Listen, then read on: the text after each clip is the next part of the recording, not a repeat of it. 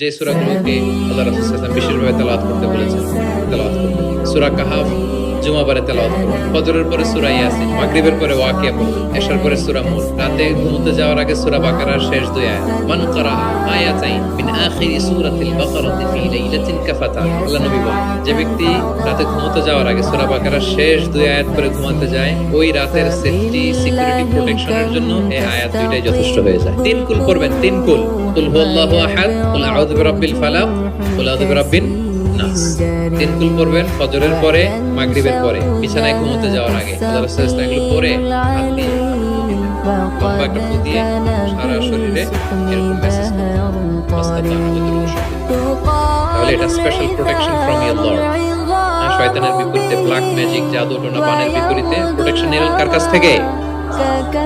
এই ওজিফাগুলো পালন করুন। যদি করেন, আপনার জীবন প্রশান্তিময় হবে, আপনার জীবনের সব হতাশা দূর হবে, ডিপ্রেশন দূর হবে, আসমানি প্রশান্তি নেমে আসবে ইনশাআল্লাহ। আল্লাহ তাআলা আমাদের সবাইকে কথাগুলো বোঝার ও আমল করার তৌফিক দান করুন। আমরা পড়ি।